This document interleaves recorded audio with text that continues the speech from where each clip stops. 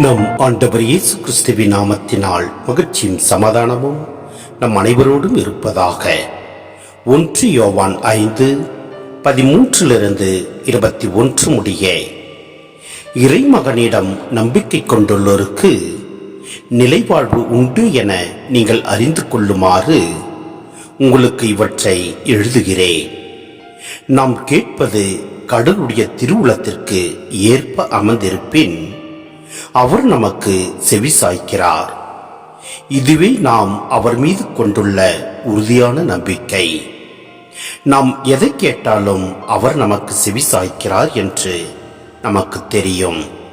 எனவே நாம் அவரிடம் கேட்டவற்றை பெறுவோம் என்னும் உறுதி நமக்கு உண்டு. பாவம் செய்வோர் சாவுக்குரிய பாவம் செய்யவில்லை என்று கண்டால் அவர்களுக்காக கடவுளிடம் வேண்டுதல் செய்ய வேண்டும். கடவுளும் அவர்களுக்கு வாழ்வு அருள்வார். சாவுக்குரிய பாவம் உண்டு.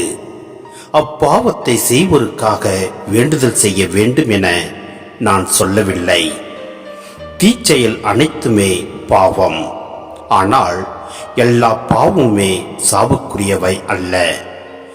கடவுளிடமிருந்து பிறந்தோர் பாவம் செய்வதில்லை என்பது நமக்கு தெரியும்.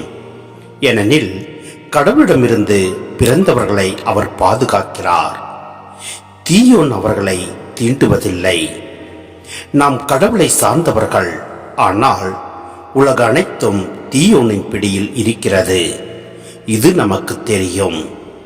இறைமகன் வந்து உண்மையான இறைவனை அறிந்து கொள்ளும் ஆற்றலை நமக்கு தந்துள்ளார். இது நமக்கு தெரியும்.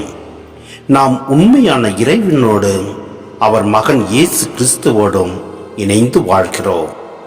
இவரே உண்மை கடவுள். இவரே நிலை வாழ்வு. பிள்ளைகளே, சிலை வழிபாட்டை குறித்து எச்சரிக்கையாயிருங்கள். சிந்தனை: சாவுக்குரிய பாவம் என்பது கனமான பாவத்தை பழகி அது பற்றி எந்தவித மன குத்தலும் இன்றி கடவுளிடம் மன்னிப்பு கூறுவது பற்றி கவலைப்படாத ஒரு நிலையை குறிக்கலாம். இங்கு குறிப்பாக கிறிஸ்துவை ஏற்க மறுக்கும் செயலை குறிக்கலாம்.